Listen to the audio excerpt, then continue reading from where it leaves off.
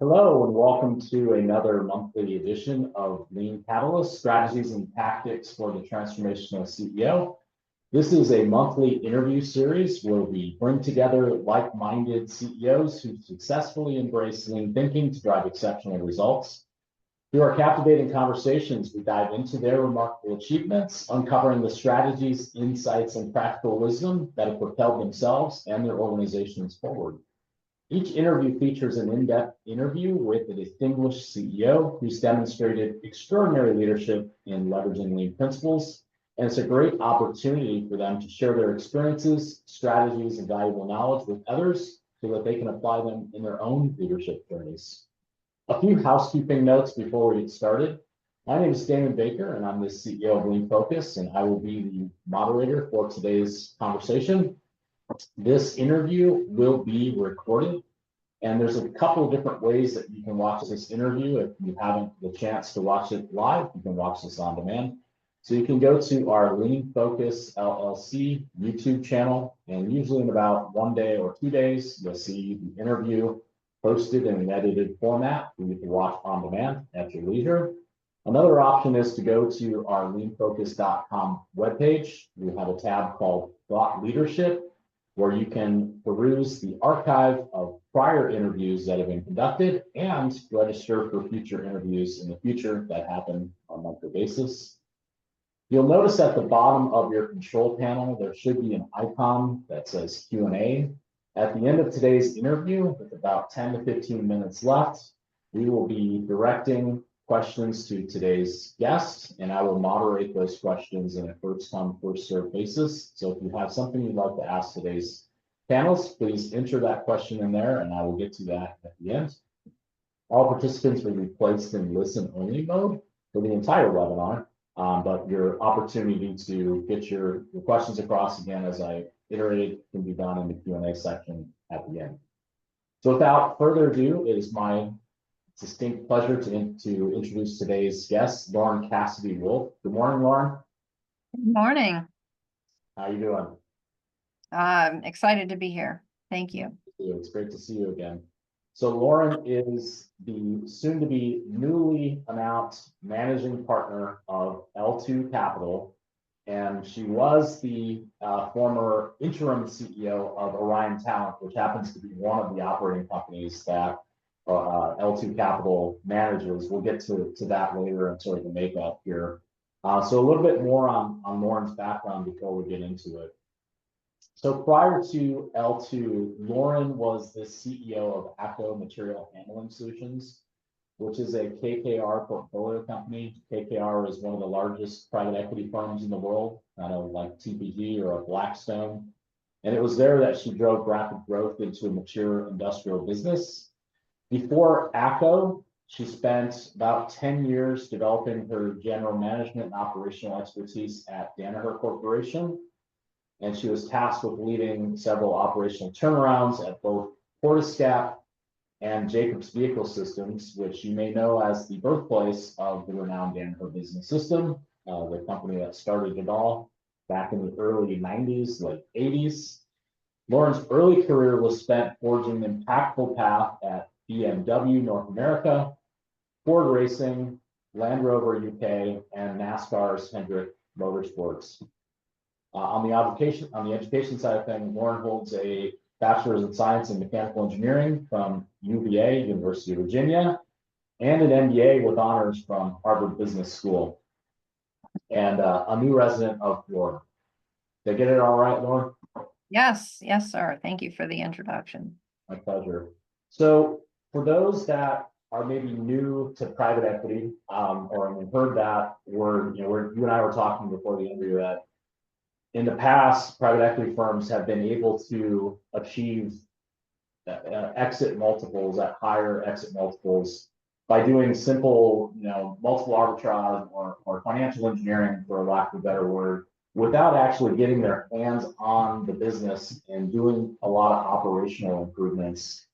And in today's world, PE is much more fragmented. You have several players in the lower market, the middle market, maybe not as many large caps like the Blackstones and KKRs of the world. but it is a highly fragmented, highly competitive deal environment. So tell us about L2 Capital, how the firm is organized, what makes the firm distinct in your mind in this vast, sea of options that founders or owners of the business have when they think about potentially selling their company to a PE firm. Absolutely. So L2 Capital is a boutique PE shop. We operate in the lower middle market. We specialize in niche market leaders. So we look for niche TAMs where we can actually create value by either expanding that total addressable market, doubling down and gaining share, entering new categories, and we grow through both acquisitive and organic growth. So oftentimes these are founder and entrepreneur-led situations. The founder gets, a certain level of success and then, maybe doesn't have a very locked-in succession plan. And they look for a partner like us that can come in and help them achieve that level of growth that they're looking for, and maybe don't know how to get there yet. I would say that, we were founded by Bob Levine, who is a longtime PE guy who has had success in this space. He started L2 as a family office. So most of the capital was coming from his family, and there was a vested interest in making sure that there was a hands-on involvement inside of these portfolio companies that they invested in. And so Bob, I think, it was one of the earlier pioneers in really, not just using financial engineering, as you mentioned, but really getting operationally involved inside these companies and partnering with these founders and entrepreneurs to create a legacy and to create real value inside the businesses. And so Bob saw that early on and had built L2 in that light. I think every PE shop says that they're operationally focused, and I would challenge everyone that's listening today to really dive in to what does that mean. And so when Bob brought me on board about 6 years ago, his mission was really to double down on the operational focus. And he understood what Danaher and others were doing with, these types of lean tools and value creation systems, business systems that he could leverage in the lower middle market as being truly differentiated. And I do think that we are one of the only lower middle market PE shops that are applying these tools in a rigorous fashion, as we are. That's really helpful background.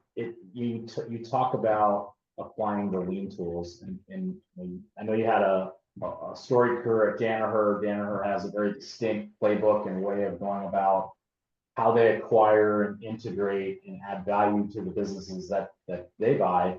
However, the size of those businesses are much larger than the companies that you're looking at in the lower middle market. I think we're talking about the range being in sort of 3 to 7 EBITDA range, soon to be higher. You'll be looking for bigger deals.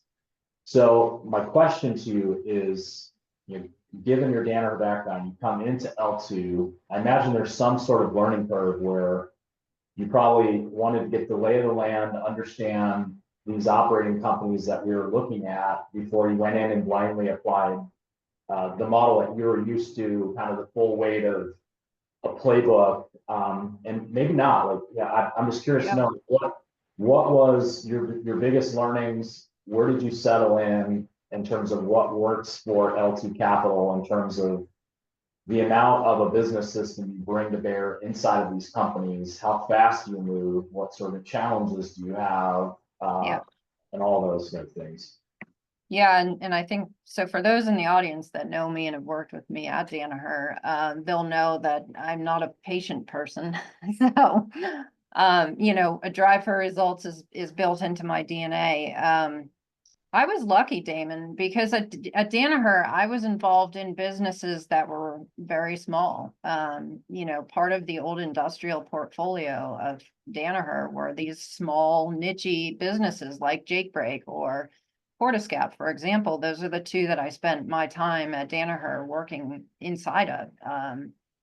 So I feel lucky and grateful that I was in situations that are actually pretty transferable to the companies that L2 invests in the lower middle market. What I learned at Danaher, being part of those smaller, more scrappy and nimble environments, where we really didn't have, access to the DBS office and, sort of the inside consultants, is we became the practitioners. We had to, it was fight for survival. And so we learned the tools, we learned how to apply them, and we learned how to apply them not just in a cookie cutter fashion, but in a way that really solved the problems that we were facing. And so I think that my training, inside of those smaller, more nimble businesses at Danaher gave me a tool set that, to this day, I am super appreciative of. So as I left Danaher after that decade, with my toolkit, the reason I joined KKR as a CEO coming out of Danaher is they were trying to revitalize their industrial portfolio. And they were scooping up a lot of former Danaher executives to come in and really play that demonstrated toolkit inside of their industrials portfolio. And I think that, those results are being seen in the market today. And so inside of that business, which was a truly mature industrial material handling business, was growth had stagnated, margins were compressing. And, I came in and I didn't have the type of talent, that you have at Danaher, where everyone's trained in the tools and they understand the language and you speak the terminologies. You start from scratch in private equity, because a lot of times the familiarity with these methodologies, tools, and systems doesn't exist. And so the way that I bridged that and still do today is through this, the concept of created problem solving versus caused problem solving. And when we start with the created problem, if you're investing in a company like KKR did, and, with ACO, or we do with any of our portfolio companies, you're creating a problem because you have a current state. You want to grow this business in value to some future state, right? And so you've created a problem for yourself. And that really gives you the in to start the Hoshin Connery, method of strategic planning and setting breakthrough goals, and then walking through the what and the, how far and the how. So I use that sort of basic methodologies to dive in immediately. And so, getting the lay of the land for me is, we're formulating investment theses and growth hypotheses prior to a transaction even happening, during diligence. And then once that transaction closes, I'm going in within the first 30 days to run, what we've now developed as a very methodical strategic planning workshop that opens up that created problem for the team, captures and gathers all the key insights, and then translates that into the strategic plan that we have, over a 3 to 5 year time horizon. Of course, that gets dynamically updated every year. And then that is the input then to SDEP, or the strategy deployment and execution planning. So I am running a pretty rigorous framework within the L2 portfolio, and I did so as well at ACO. And ACO had actually allowed me to really fine tune how I was, sort of adopting those tools and adapting them for use in the lower middle market outside of Danaher, and also, making them simple and easy to understand and easily communicated to the talent that maybe isn't as familiar with it. Yeah, what I really liked about that is you take something like structured problem solving, the problem solving process, use the terminology of created problem. So I can imagine applying that on a macro level. So L2 acquires a company at a certain level of EBITDA and a multiple of purchase price that you bought it at, let's say, 4 times for an easy comparison. Yep. And you can look at deal history in the market to know what these companies are trading at different levels of EBITDA, because all of that is information you can get from different sources.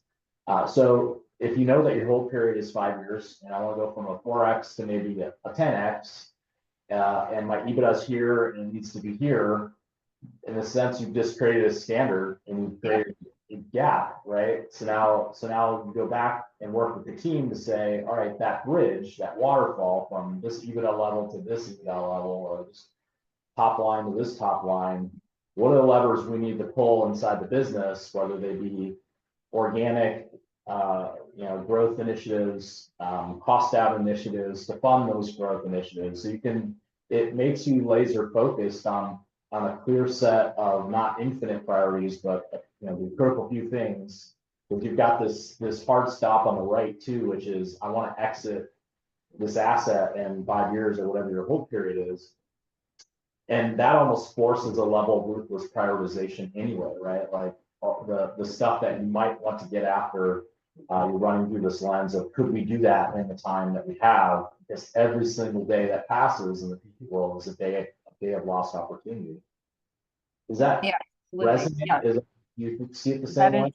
that is precisely how I view our investments and the companies that we work with in the portfolio. And this created problem is the investment itself, right? And so, and all of these businesses are valued. Most of our businesses, the ones that we invest in across business services and kind of niche technical businesses or manufacturing, they're all valued based on their profit levels. So it's EBITDA, and then there's a multiple of that. Now, if you can find me a business for 4x, Damon, I would really appreciate the tips, but we usually don't enter that low unless it's a distressed situation and we're not distressed investors. But yes, if we can get in at 5 to 7 and then exit at, north of 9, or north of 8, that's going to yield us pretty significant returns. And L2 has, because of its operational focus and its interest in these kind of first institutional capital situations,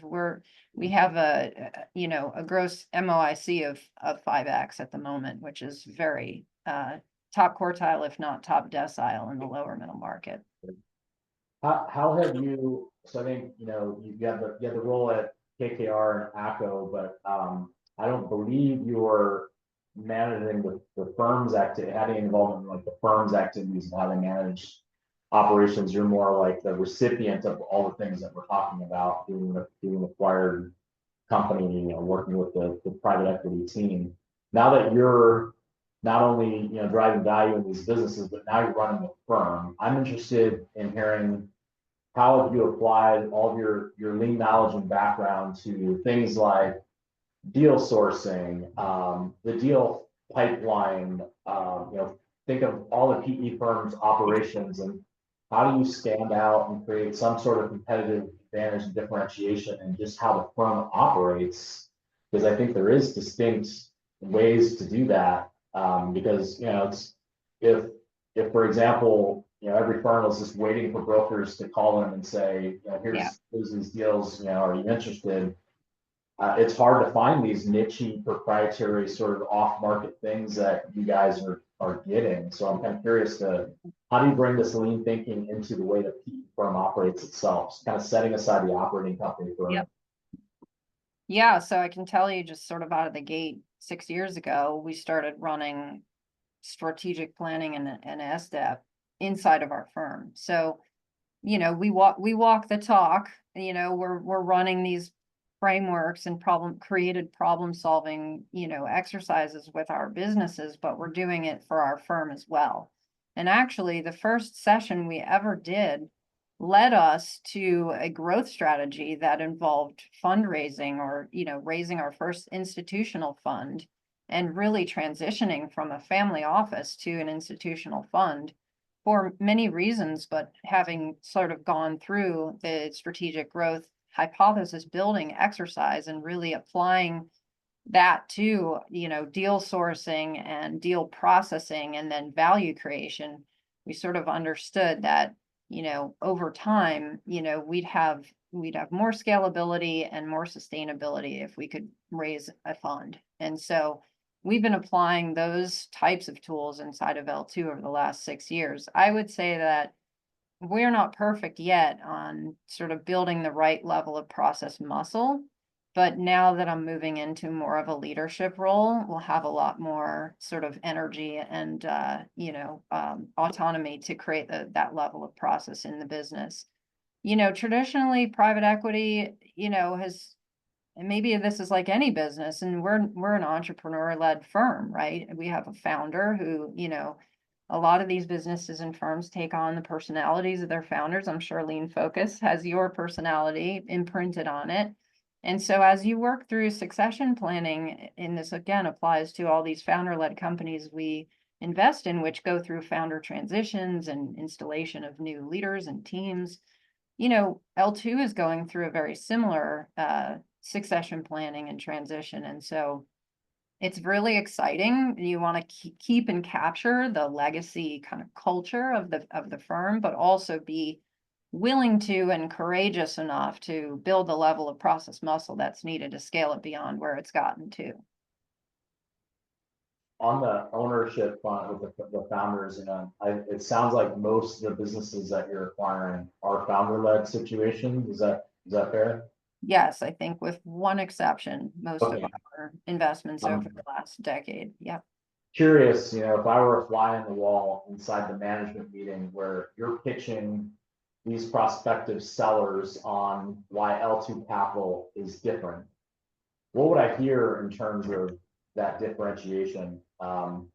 Because the normal offenders are access to capital, hands-off approach. We let you run your business. These kind of things. It's almost like I could copy and paste the top 3 points from every firm. So, like, how do you stand out from all the? So, interestingly, our pitch is the opposite of what you just ticked off. So when we're in the room, and I am involved, at the management presentation and, throughout diligence, because the relationship with the founder is really important, and they need to be able to trust, at least the ones who are looking for more than just access to capital. The ones who have built a business, they're emotionally connected to it. They're really proud of what they built. They want to secure a legacy. They don't just want the highest bidder. And so I think what differentiates L2 is that we can go in and really connect on a personal level with these founders, who are amazing humans that have, created these market leading businesses in niche sectors. They want at least the ones that choose us, they want a partner that will work with them, because a lot of times the reason that they are looking for a partner is because they don't know where to go next or what to do next. Or frankly, they want to take on a different role. They've gotten their business scaled to a certain point and they realize that, hey, I'm actually a scientist. I would much prefer to run the innovation strategy, or I'm a BD guy. I just want to be out selling. I don't want to run the day to day. And so those are part of the conversations that we have. And we're so experienced in kind of bringing in new talent and helping the founders with that transition in a thoughtful and meaningful way that secures their legacy. And the biggest component that we can offer are referrals. We have a whole bank of, founders that are now investing with us because they've seen what we were able to do with them. Now they're invested in our fund or our future deals. And so we have this community built around L2 where a new founder that's considering selling their business, we link them up with our prior founders and current, founders to discuss their experience and share what it's like working with L2. And then frankly, if I can get on a roll and talking about what we do and what I love, I mean, a lot of times people are, they're like, wow, this is, I haven't heard this before. And Damon, we're not at a scale where I'm hands off. I'm still literally facilitating personally our strategic planning and SDEP workshops. And, and I really owe a huge debt of gratitude to Rob Teichel, who really was, and at the time was the president of Jacobs Vehicle Systems at Danaher. And the one thing I learned from him, and he's been an important mentor to me, is that you can't cut corners with this stuff, because coming out with a pencil whipped, X matrix is not the end goal. The goal is to go through the process with the team so that the perspectives and insights and and buy-in are equally important, outputs to this process. Getting to the strategic plan and the S-step is of course the sort of the business goal, but there's a cultural element. There's this concept of inclusion, and so Rob modeled that, and I have done that at Portiscap, at ACO, and now within our portfolio, I am there, I am present, and I'm helping to facilitate. And every time I do it, we get a little bit better, and we improve our process, and the framework gets more rigor, and it gets stronger. And I mean, we've introduced process mapping right into S-step. So every time if we're talking about the how, and a lot of the folks I think listening know what I'm referring to, the improvement priorities should be a solution to the problems in the form of a process, right? But when you say that out loud, sort of like that can go over a lot of people's heads, because I've had the question, well, what do you mean by a process? It's like, well, a process is defined as XYZ. Okay, well, let's actually formulate this into a process. So we're doing the mapping and we're doing those exercises, and it's never cookie cutter, because you can't prepare enough to process map, pull something out of your, out of your catalog. It's going to always be custom to the problem that we're trying to solve. So those are the kinds of things that I can share with investors and with founders, where our story is slightly different than some of the other PE shops that can claim operational hands-on. You're describing like a way of working that there's a strong component of like culture and behavior, and how leadership shows up and leads by example, for example. Now my question is, how do you impart that culture and way of working onto a newly acquired business so that it's not Lorin holding the pen each and every time? And where does that process start to know, do we have the right raw material in the business in terms of people for that to be successful? Because one might assume, hey, we buy any business, this works anywhere with any team, blah, blah, blah. And I think you and I both know that we got to be working with the right people too in order to make this work. So during the deal consummation sort of prospecting process, how do you understand diligence from the standpoint of this leadership team, and does this leadership team have the humility and the willingness to come across and work in this new way that you're describing? What do you guys do there? Yep. If anything, like what are some lessons learned that you've seen of, we know not to do that again, or this works every single time? Yeah.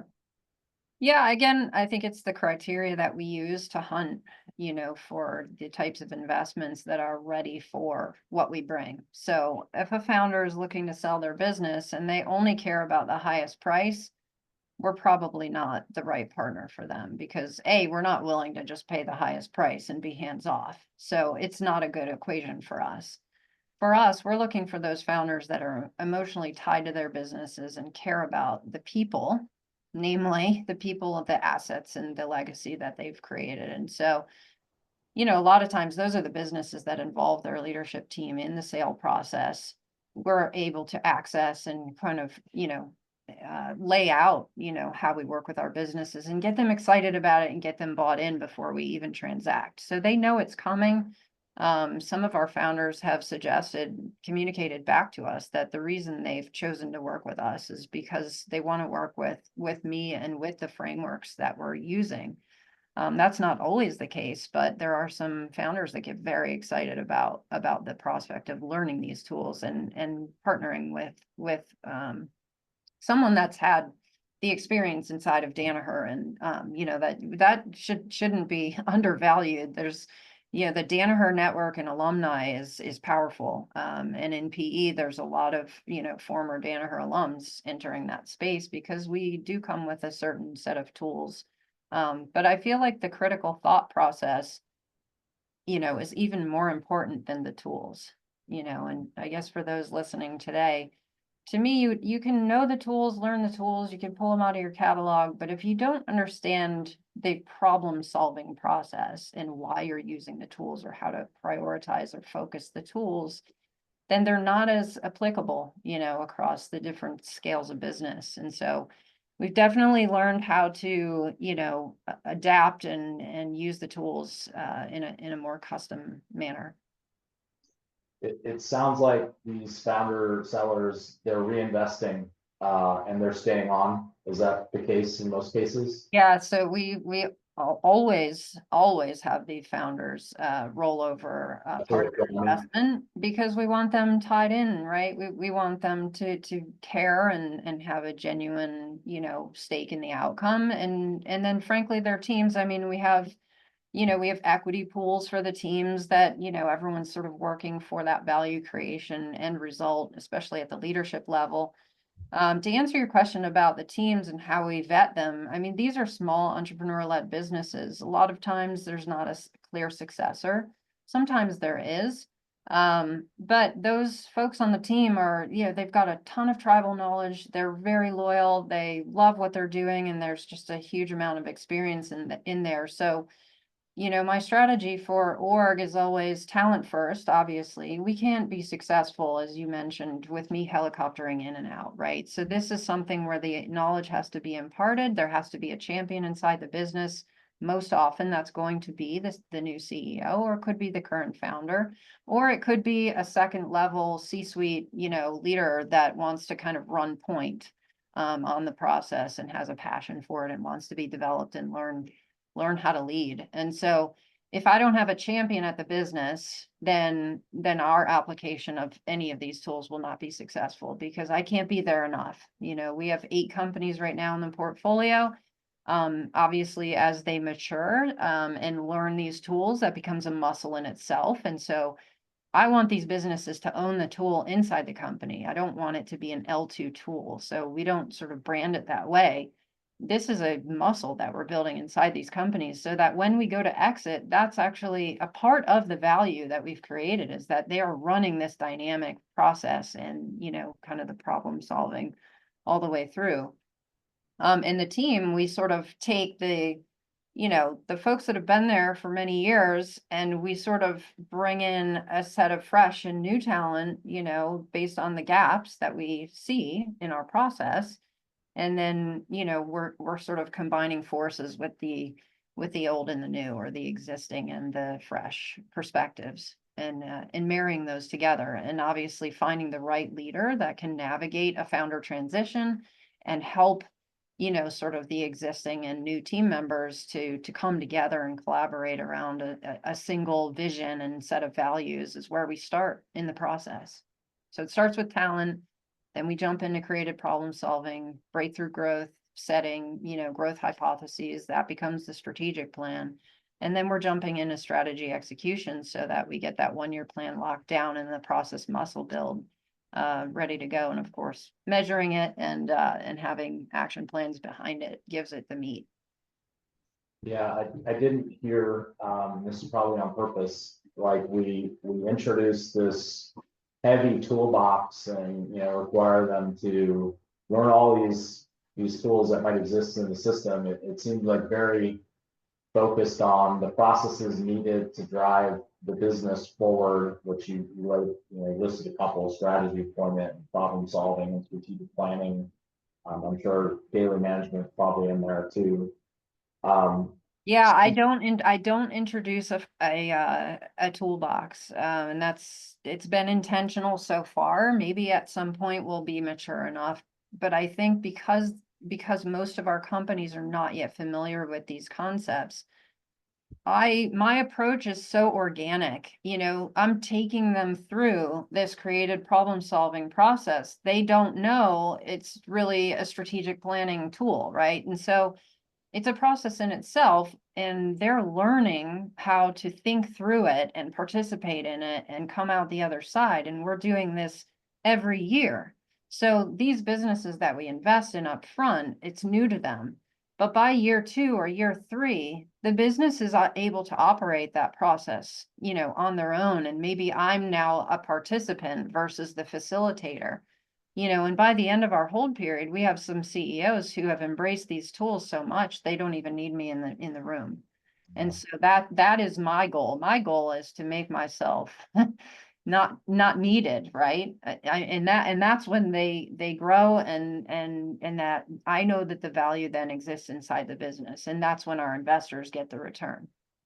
Do Kaizen events exist as a lever for you to help install some of these process improvements in these businesses? Do you like So add it in the terms, or how do you think about? yeah. So yes and no, not the formal Kaizen of like a 5-day, we're gonna, stop production and we're gonna do, a full tool training implementation. The way that I introduce Kaizen is more as a theme and as a, continuous improvement mindset. And so we do a lot of workshopping. So for example, in the SDEP, which Danaher calls policy deployment, or X matrix, we're working through improvement priorities, that are solving for what are the impediments that are, in our way standing in our way of achieving breakthrough growth. And so as we go through of course, there's Post-it notes, splattered all over the walls, and we're using Pareto and groupings to kind of create, understand what are the real systemic issues in the business. We're using the sort of traditional Kaizen tools as the solutions, as the process muscle that we're creating in the improvement priorities. So accelerated product development process, for example, if we have a product business that, the founder was, working in his garage, coming up with the ideas, and we were only launching maybe 1 or 2 products a year, but that was enough to get like, a really niche market leading, set of products into the market. Well, when we invest in that business, that's a huge opportunity to say, all right, well, we have a lack of sustainable kind of way to introduce, design and introduce new products. The APD tool is perfect for that, right? So we jump in, and that's, and we workshop, what is the current state? What's the founder doing? What are the gaps to making it scalable and driving more velocity? And then we're essentially crafting a new APD around that improvement priority so that we have that process muscle inside the business. And that applies to the growth tools, the lean manufacturing tools, and, kind of the design and development tools. We use org strategy, we use OTA, we use performance management process. I mean, so the folks in our business don't know them as Kaizen tools. They just know them as the process muscle that we need to make a business scalable. That's excellent. In your opinion, how long have you been in PE now? What's the running total? It'll be 6 years in May. 6 years in May. Well, and that's at L2, and 2 years prior to that, so we'll call it 8 years then. So 8 years roughly total. If Lorin were to publish her, top 10 commandments of, why is lean different than private equity, what would you put on that list?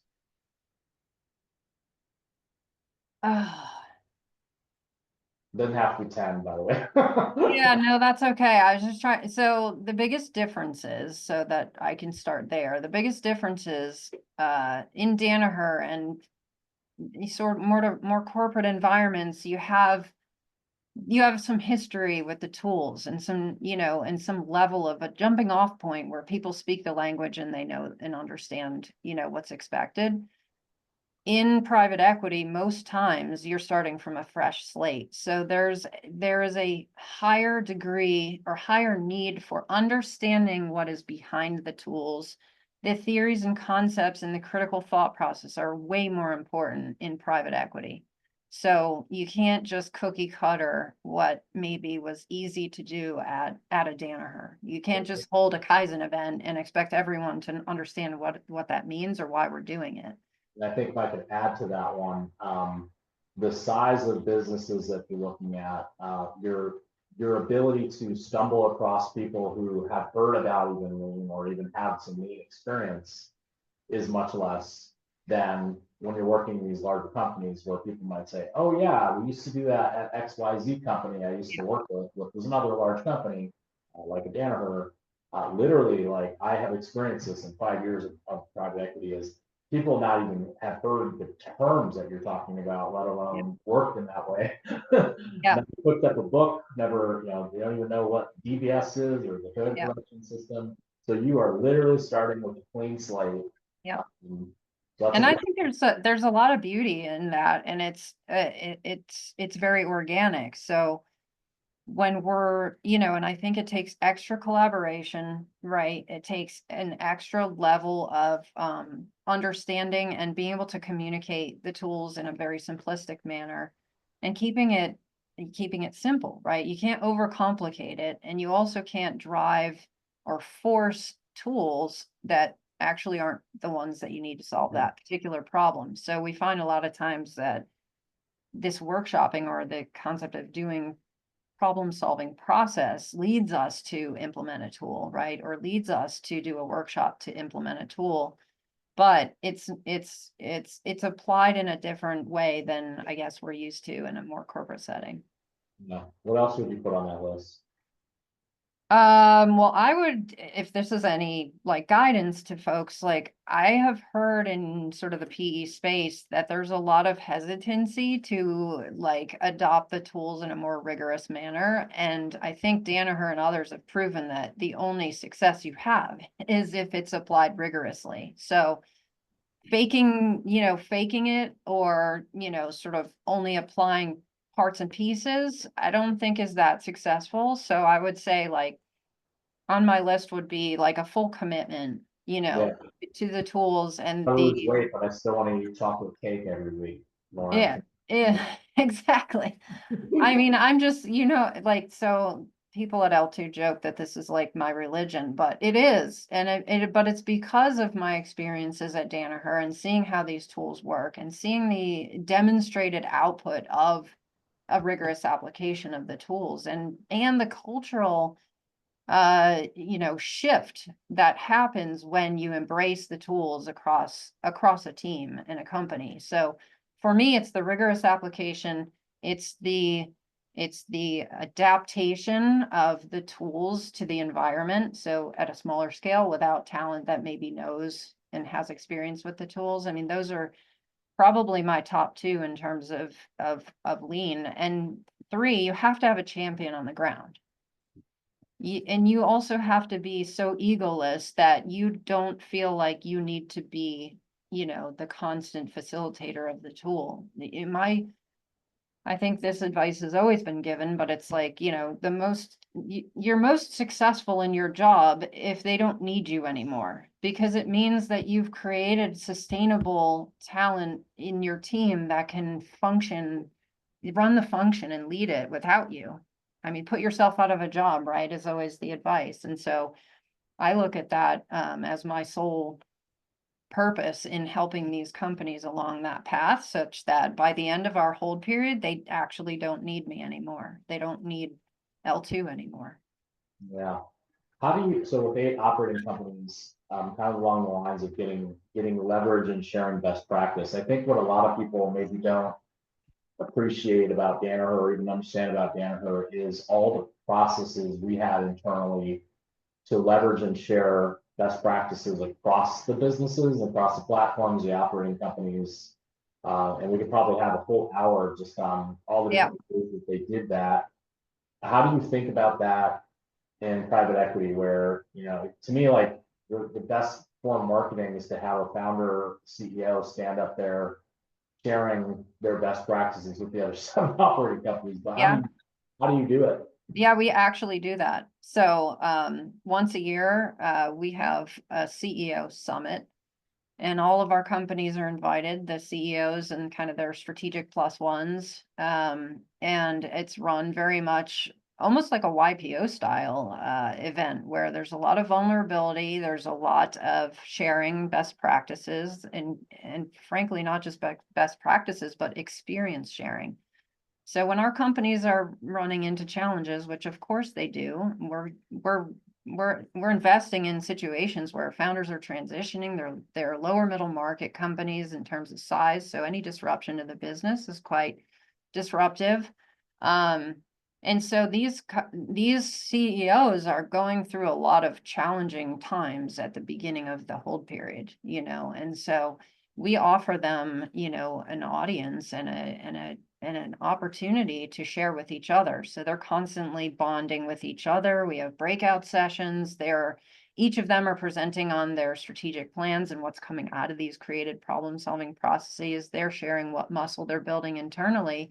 And then they're able to make those connections and relationships longer term so that they actually connect outside of the summit post that event. One example, the other day, we did an APD best practice share from our Yak Attack business to our Robbins Sport Surfaces business.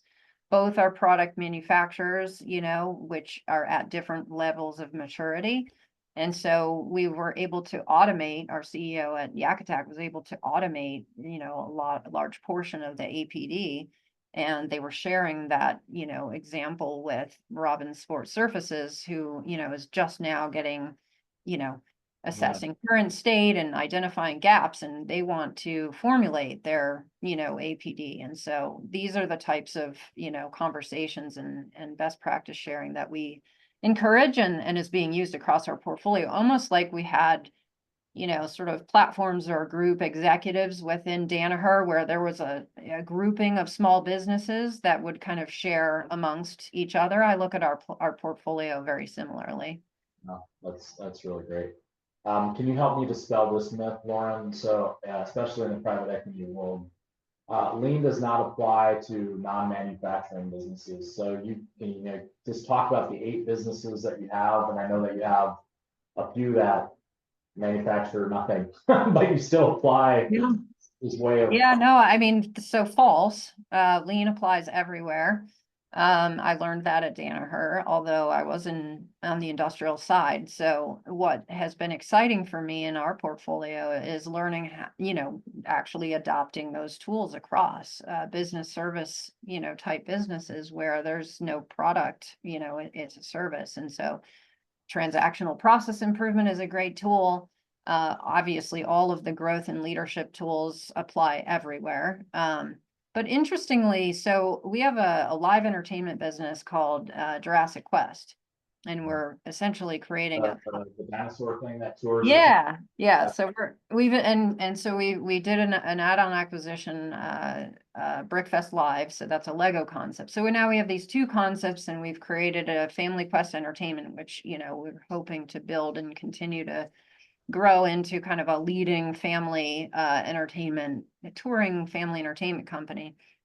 Well, that business doesn't have a product per se, but it's a touring and interactive experience. But what we have installed there are some amazing tools that I think that industry doesn't even really utilize, but it's big data. It's really like harvesting that type of learning to tour strategy. So really understanding like what the market needs are, where we can optimize ticket sales based on, DMAs and digital marketing audience, and, getting a tour that's most efficient and effective, from a cost perspective.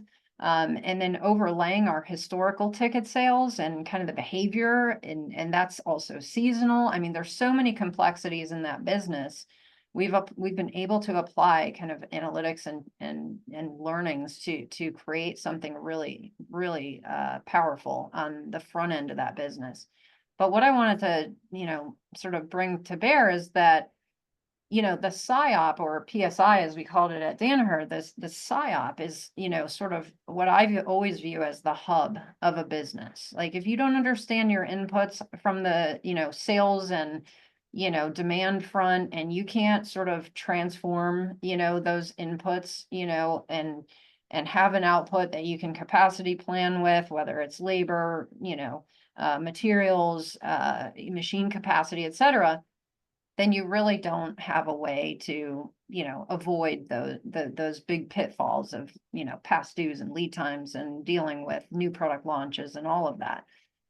Well, in our Jurassic Quest business, we basically created a dynamic operating plan, which is essentially a PSYOP, but it's for a different type of business. And we needed it because there was a constant, need for planning the outputs, whether it's labor and crews on the ground, or or rerouting, the tour, or seasonality, or business disruption, or launching a new concept. And so this, PSYOP tool has been amazing, to kind of grab hold of, like, how do you actually plan and operate a business like that? And then we use the roots of PSYOP to do it. So I would say to, anyone who would claim that lean tools don't apply, they apply everywhere. That all it is process muscle, and we're putting in, we're essentially accepting inputs, we're transforming them to a desired output. That in itself is a process. Most of the lean tools are exactly that. Yeah, as Larry Culp would say, common sense vigorously applied. Yes. So I think the myth has been dispelled, Lauren. Are you ready Okay. to take some questions? I'll put that on my top 10 list too. So we've got to remind the people listening in, if you have questions for Lauren, you can enter those in the Q&A panel, and I'm going to moderate some of those questions now for you. Are you ready? Sounds good. Okay, so this is like a diligence question. So what is your process for vetting a company that you may potentially partner with to know whether or not they're the right company to buy? Yep, sure. So I won't get into kind of the traditional PE diligence process, because my financial compadres will take care of all of the accounting and, financial diligence. But from an operational standpoint, I'm assessing the same things that you would assess in your businesses. First and foremost, it's going to be talent. It's going to be systems and process. So what level of maturity are they at in terms of their management tools or financial systems, ERP, et cetera. And then I'm going to be looking at, based on our growth hypotheses, for a business, most of our businesses follow a very standard strategic plan. It's like there's a core niche business in a very small market that we are going to look to double down on that and gain as much share as we can. And then we're going to look to expand that to another sphere. And that's going to be like channel acceleration or channel development. There may be new channels to enter.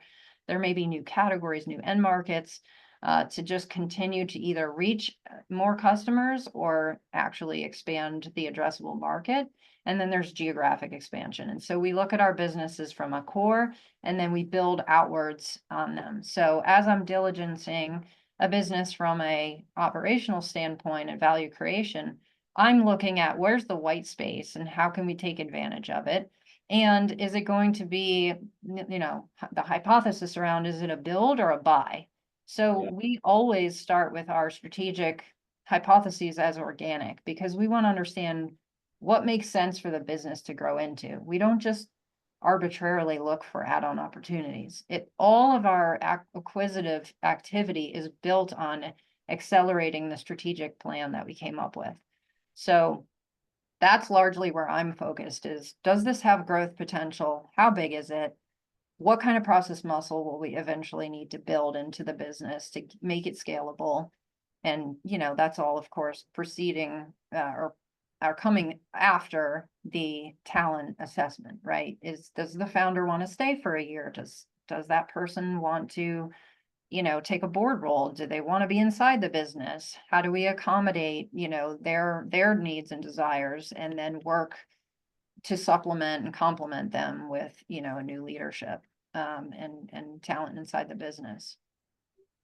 Sort of a related question from another submittal here. How do you view recruitment in the lower middle market, as the businesses typically can't support a fully loaded C-suite of talent and may not have the sophistication to fully apply the lean principles? So when you do have to go to the outside, how do you keep that the size of these businesses? That is literally the number one issue. And partly the reason why, in my own mind, I think that, hunting for businesses in the 2 to 5 million EBITDA range, it's the same amount of effort as hunting for businesses in the $5 to $10 million EBITDA range. And so you have a little bit more of the luxury in terms of budget overhead in the 5 to 10 range than you do in the 2 to 5. It's very hard in the 2 to 5. There's no doubt about it, because the founder has played every role.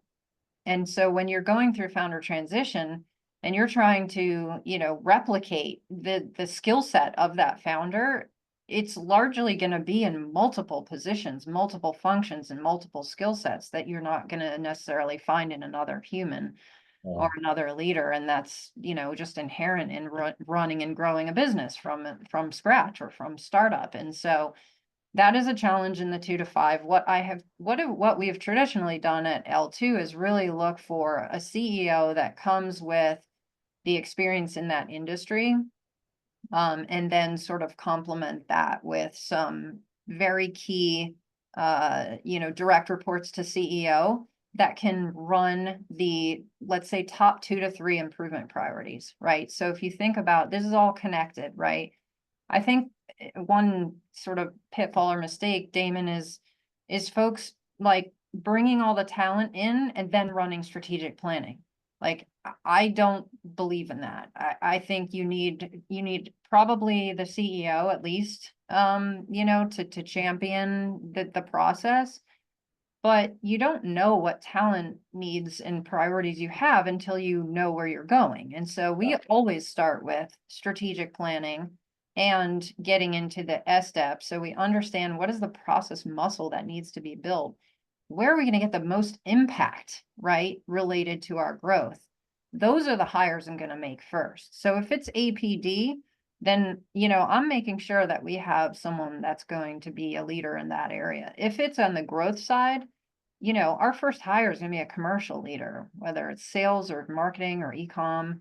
Wherever the biggest need is where we're going to make the first hire. And, oftentimes the founder is still there to help us transition as we grow. We can then make further investments. And then, of course, as you mentioned earlier, there are a lot of ways to become more efficient to fund that growth as well, and investment in talent. So if we can make the business more efficient, then we can free up dollars for investment. But, and investors ask us this question all the time. Most of our businesses we invest in will go backwards the first year in terms of EBITDA, because we're making investments in overhead. And that is just part of our playbook. Yeah, it's very, very difficult to cut your way to growth, isn't it? That was a theme one year at Danaher, if you recall. Yeah, I think we got t-shirts, cut your way to growth. This is a related question on talent. So you talked about, you go in oftentimes yourself and you're doing the teaching. So can you describe how you try to identify your internal champions in each one of these businesses for lean or the system that you're trying to put in place, even if it's not the founder? So like, how do you who do you look around the table and you're like, all right, you're the person, when I leave here, you're gonna be the one that drives this, that kind of thing? Yeah, so it's usually never the founder. The founder has very specific needs and desires of what they want to continue to contribute inside the business. And it's usually not, I want to be involved in the day-to-day or the oversight, right? So my desire is always to have the CEO be the champion. And there are reasons for that, because the CEO is the culture setter, right? And so, you get more buy-in just automatically if the CEO is the one embracing the tools, learning them and applying them, and being the teacher and the guide for the company. But that's not always possible, and it's not always the case. And so, as long as I have a champion in the C-suite, for example, at one of our businesses, the CMO is very active and involved in, runs the SDEP and is sort of the internal facilitator. Another of our businesses, the CFO, actually 2 of our companies, the finance leader